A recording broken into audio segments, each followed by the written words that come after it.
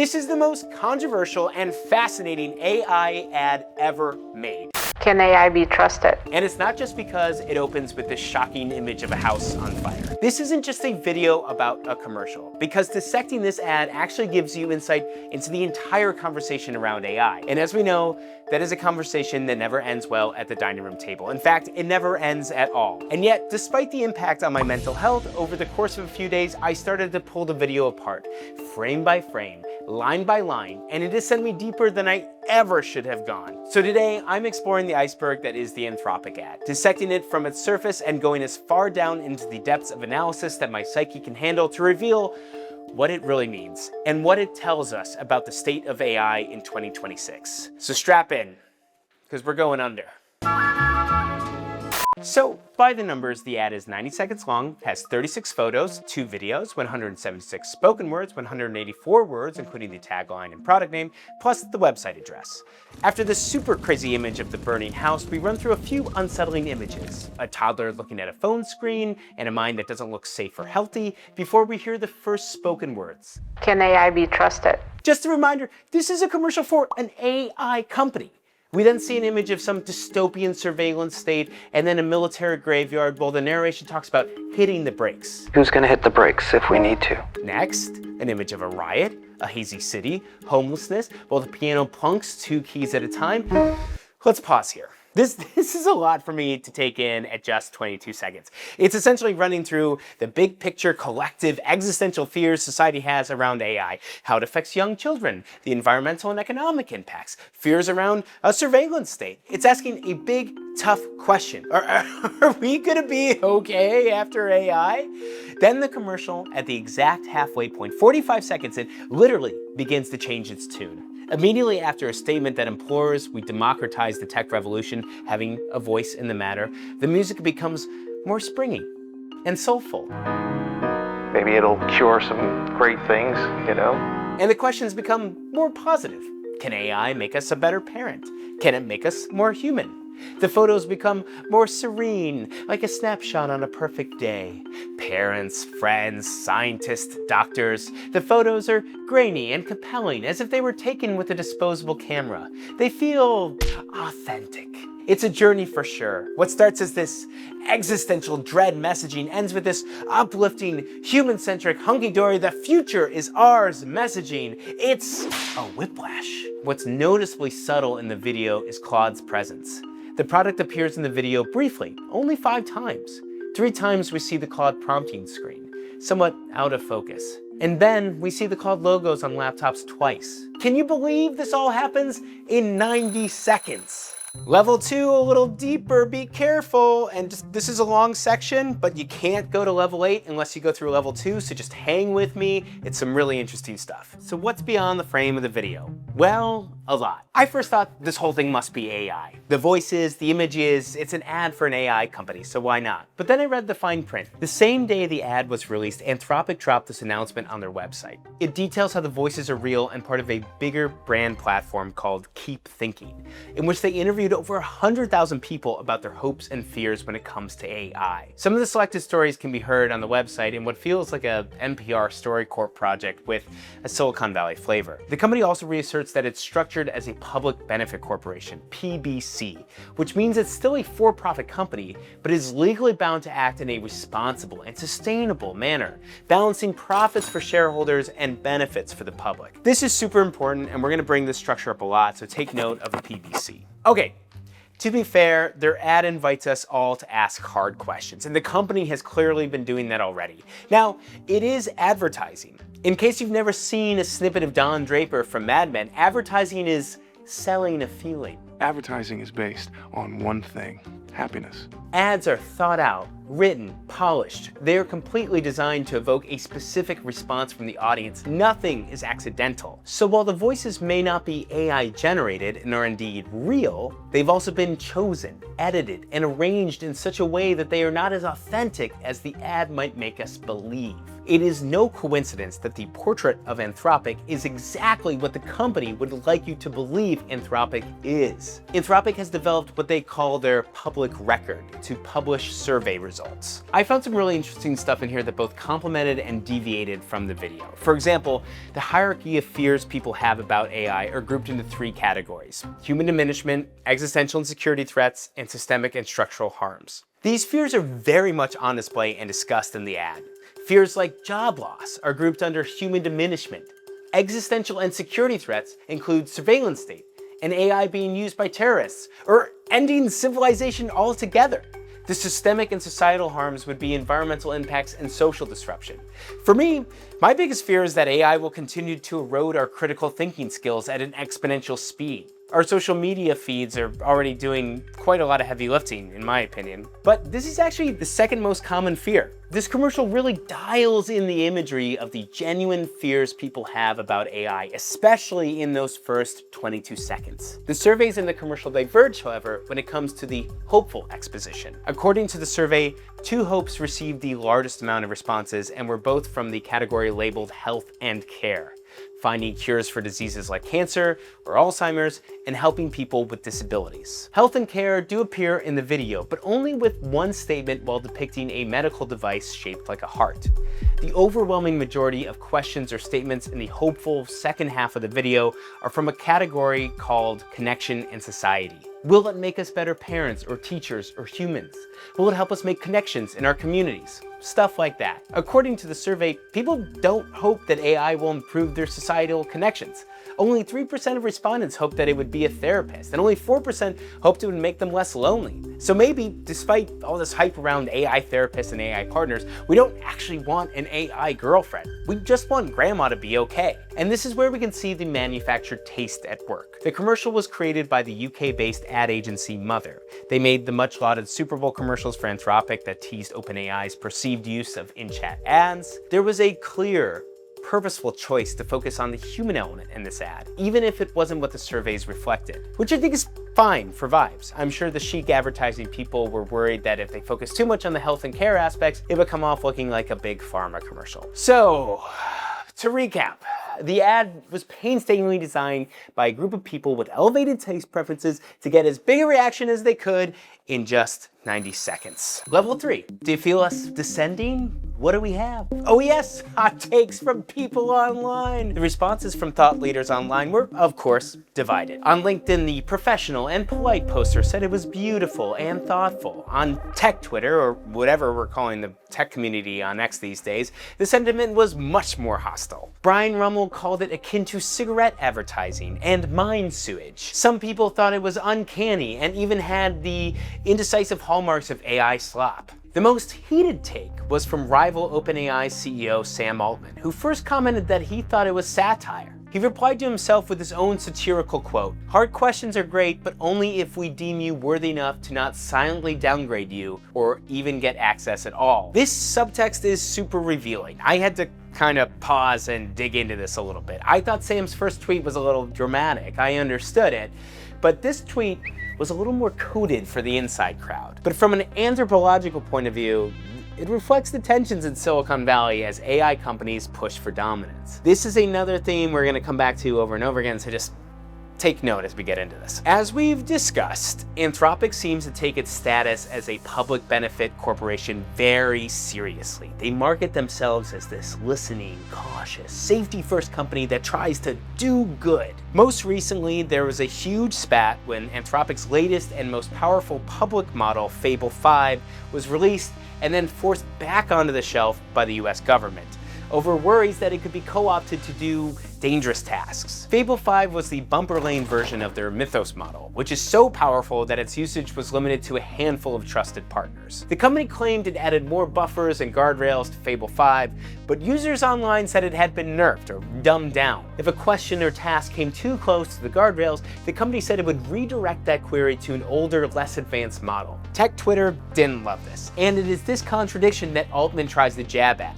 Anthropic is begging us to ask hard, tough questions. But at the same time, Anthropic has shown its propensity to limit which hard questions users can ask. And it seems like they want to have their cake and eat it too. They're saying, we're worried about safety, but we also have this model that is the most powerful. But wait, it could be too dangerous for the public. Sorry, give us 5 so we can cut its wings. This contradictory messaging is apparent in the video and something we're going to keep talking about as we go deeper as well. And let's just be fair here. ChatGPT does the same thing. It has guardrails, it has bans, it will redirect questions to older models, but OpenAI doesn't market itself as this adult in the room, which is a very high expectation to set. Anthropic is pursuing this older sibling, smarter than thou marketing strategy, even though they do about the same in terms of transparency as OpenAI. In fact, the Future of Life Institute, a nonprofit that is focused on reducing risk from transformative technology, released the results of their 2026 AI Safety Index. Anthropic received a C+.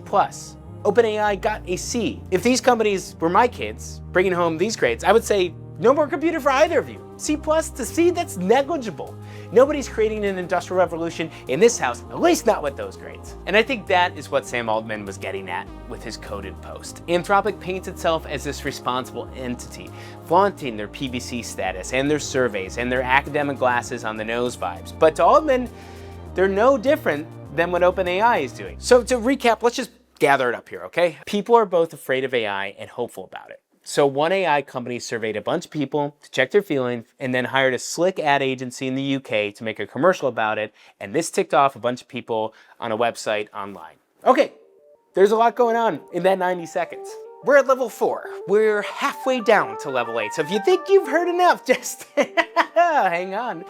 The Silicon Valley world of AI is like an extremely dramatic family. Claude is your overprotective mom. ChatGPT is your slightly more permissive dad, and Grok is your uncle who has a drinking problem. Gemini is your cousin that makes their own tortilla chips. In the ad, we see this dysfunctional family come to life. Anthropic is the cautionary one who tells you how to fulfill your greatest potential. They show you photos of mining pits as a way to encourage you to stay in school. A little odd, but message received. Anthropic and OpenAI are not just competitors. They come from the same tribe. Anthropic's 7 co-founders, including CEO Dario Amodei and his sister Daniela, who serves as the company's president, left OpenAI amid disagreements around AI safety and direction. The public tension between the two companies seems to go beyond just business and verges on the personal. In February 2026, Anthropic used its first Super Bowl campaign to lampoon the possibility that free users of ChatGPT might be subjected to ads. Altman was pissed. He responded by throwing extreme shade, accusing Anthropic of dishonesty, elitism, and wanting excessive control over AI. While Anthropic was founded as a public benefit corporation, something we've talked about at length, OpenAI was famously founded as a nonprofit. Its for-profit LLC, which operated ChatGPT, formally transitioned to a PBC in 2025, even though it had been moving in that direction for years. And then Elon Musk sued OpenAI in February 2024 for betraying their nonprofit mission because the company, he said, was starting to act in their own self-interest rather than in the interest of humanity. Which, to bring this back to Anthropic, OpenAI was founded in 2015 on these commendable non-profit principles to help humanity. And Anthropic was founded in 2021 with a similar mission. These are great narratives, but I have to be skeptical here. These are businesses based on profits. Can altruistic narratives really keep the lights on and the venture capitalists who poured billions into these companies satisfied? That's a hard question to answer. So you see how this ad is showing us everything about the current moment in AI, right? Not only does it tell you what you need to know about its rivals by showcasing what it does best, it is also showing you what real people think about AI through its own lens, which has pissed off its rivals, which is probably helping the ad. And I mean, I'm doing a video about it, so, oh boy, let's keep going.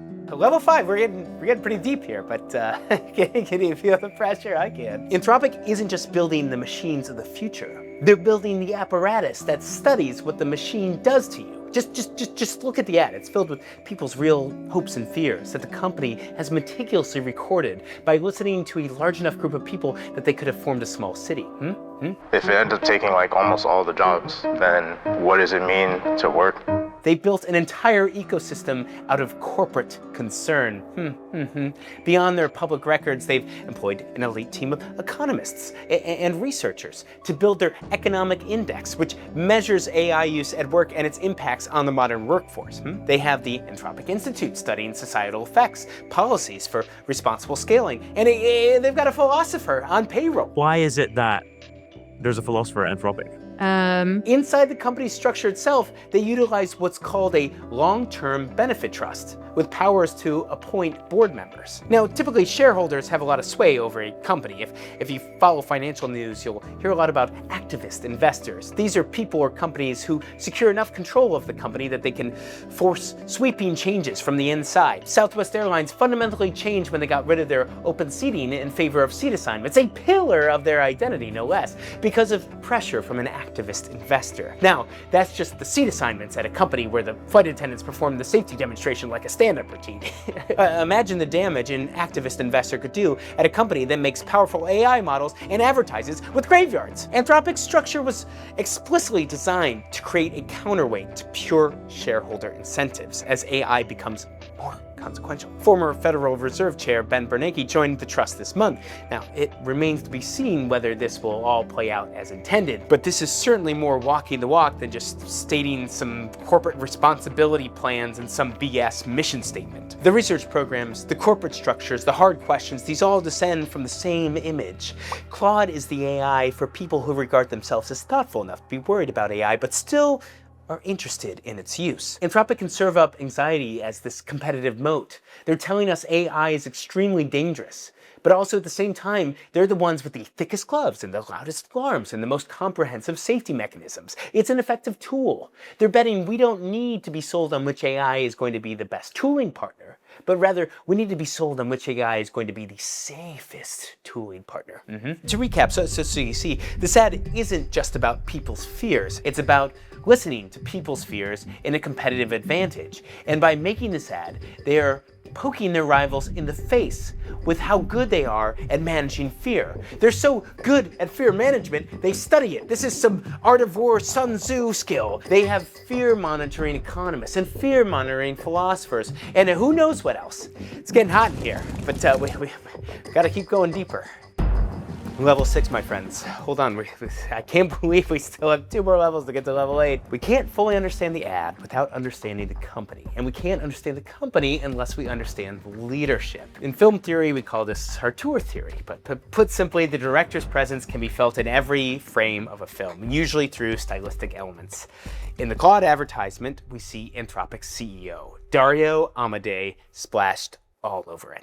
We're gonna get into that. In addition to running a nearly $1 trillion company, he's a prolific essayist, writing 3 widely cited long-form pieces in the last few years about AI. And it's through this trilogy that we can really see into the worldview of not only Amodei, but the company's spiritual compass. In his first essay, Machines of Loving Grace, Dario lays out the AI promised land, finding cures for cancer, prosperity, human ingenuity. This is where he first mentions his now famous A Country of Geniuses in a Data Center, describing a vast collection of superhuman AI systems capable of tackling the world's biggest problems at once. Imagine all the brilliant people in the world, the Nobel Prize laureates and the mathematicians. What he's saying is that a synthetic equivalent of all these people is basically living on a hard drive and can be rolled out whenever someone plugs it in.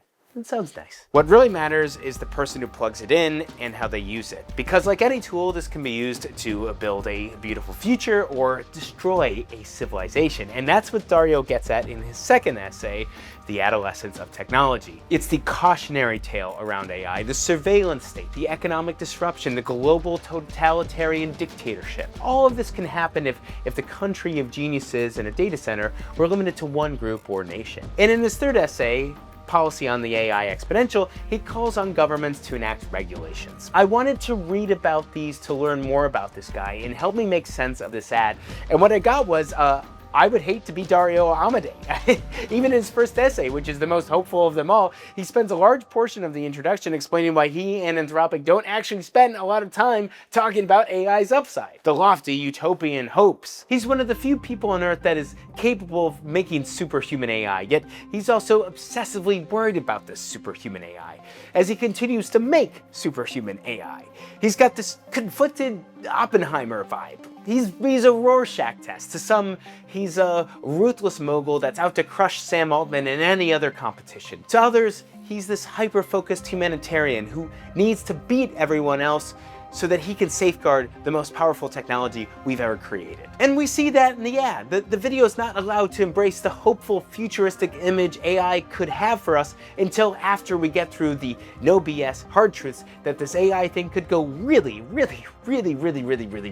bad. The ad is intense because Dario is intense, and Dario runs a very serious company. Just to recap here, so we know more about Dario now, the man burdened with the AI super knowledge, who also makes very compelling ads, which helps us understand the world's concerns about AI, but only the concerns he wants us to see, or at least unless you go read the survey data. Which, have you read the survey data? I read the survey data. Why did I read the survey data? I don't know. We got to keep going. We must persist. Deeper we must go. Level 7, second to last one here, and the last one is a doozy. So what do we got? We got a tune shift at 45 seconds. Music changes, vibe shifts, as someone states without a question. If we all had a voice in it, then I feel like it would be better. If we all had a voice in it, then I feel like it would be better. If we all had a voice in what? The process of letting loose AI onto the public? Yeah, that would be good. We all get to determine the speed at which the tech comes at us. Okay, we have to talk about politics and AI. The ad and Dario's essays all are making this point that this technology is more powerful than any one person, company, or government should have on their own. Yet, who gets to use it in the future? AI-aligned political groups have poured tens of millions of dollars into the 2026 elections. Anthropic employees, including Dario, had given money to the PAC Public First, which is widely considered a pro-Anthropic policy group and a counterweight to OpenAI's affiliated PAC Leading the Future, which is pushing their own desired regulatory framework. Each PAC, aligned with each company, has their own view of how AI regulations should be implemented. Anthropic wants strong government oversight of AI, while OpenAI wants a national set of rules that promotes transparency without stifling innovation. The companies asking who decides the rules for AI are actively spending money on candidates who will be the ones to decide that question. Anthropic and OpenAI have both opened their own outposts in Washington, D.C. that serve as a base of operations for lobbying in the Capitol. According to the New York Times, Anthropic has hired 6 lobbying firms and now spends 10 times as much on lobbying efforts as they did a year ago. This doesn't sound like we have a voice in deciding the rules. The question of who gets to decide the rules for AI was noticeably absent from the ad. But if you were to ask me that question, I would say Anthropic is auditioning hard for that part. Oh yeah, they're auditioning. To recap, what is this ad really? Is it a commercial for their survey? Is it a political action ad? Is it a f*** you to Sam Altman? Is it a portal into the mind of Dario Amodei for those who would rather not read a 22,000-word essay about AI safety by the guy making extremely powerful AI? Is it a way to flex Anthropic's competitive advantage of being safe AI? Is it all of those things? One level left. Level 8. We've done it.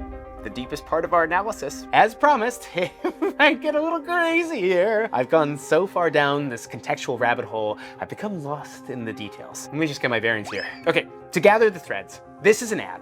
An ad sells things. But what is this ad selling? Anthropic. Okay, Anthropic is selling itself as the responsible AI company that is okay with us asking hard questions, which on the one hand is a noble endeavor. On the other hand, why? Anthropic is selling its own fear and anxiety. In their mind, if they don't become the dominant player, someone else will, either OpenAI or the Chinese or whoever, and whoever becomes the dominant player will rule with their country of geniuses in a data center and their global dictatorship. Essentially, Anthropic's entire marketing strategy is based on fear-mongering. They are selling a product that they claim is extremely dangerous and powerful, and they're the only ones we should trust. That's what they're saying. I suspect Anthropic is sincere in their mission. They've done a heck of a lot of unsexy groundwork behind the scenes with little fanfare. This ad is certainly more thought-provoking than a commercial highlighting that Ben Bernanke is on some obscure corporate trust. But now, we're in a loop. Anthropic builds an AI, that AI changes society, Anthropic builds research tools to ask people how they feel about the changes. Anthropic turns those feelings into an advertisement. The advertisement demonstrates Anthropic's seriousness about the changes. That seriousness builds trust in Anthropic. That trust helps Anthropic build more powerful AI. See, you think I'm crazy now, but like, I get it, I get it. Perhaps Anthropic are the so-called good guys, but if they were, wouldn't they try to alleviate the fears we all have about AI? And even though they acknowledge them, I always see them rushing to build faster, more capable models before anyone else can. I guess I will have to keep asking hard questions, just like Dario told me to. Whew, okay. Sorry I got a little crazy there. That's what happens when you go that deep. Anyways, if there's anything you wanna go deep on, reply in the comments, and I'll take us there. We'll go on a journey. We'll take you under. Good job, everyone. Wrap it up. I'm gonna shower. We'll see you next time. Good stuff. Oh, I smell bad.